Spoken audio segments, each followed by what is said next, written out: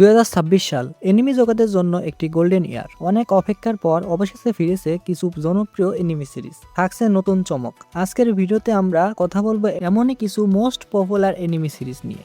আমাদের লিস্টে শুরুতেই থাকছে এনিমি জগতের বর্তমান দানব জুজুৎসু কাইসেন।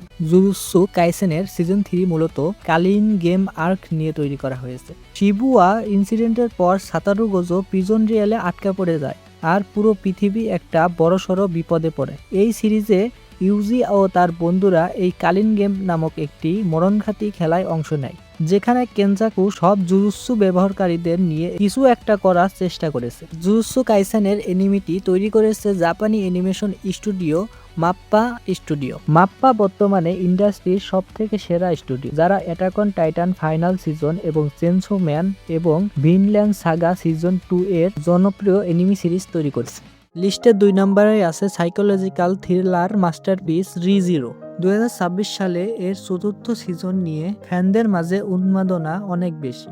যারা মনে করেন এনিমি মানেই শুধু অ্যাকশন, তাদের ধারণা বদলে দেবে এই সিরিজটি। সুবারু সেই চিরচেনা রিটার্ন বাই ডেথ পাওয়ার এবং একের পর এক রহস্যময় ঘটনা আপনাকে স্ক্রিনের সামনে আটকে রাখতে বাধ্য করবে। এবারের সিজনে এমন কিছু রহস্য ফাঁস হতে যাচ্ছে যা আমরা আগে কল্পনাও করিনি।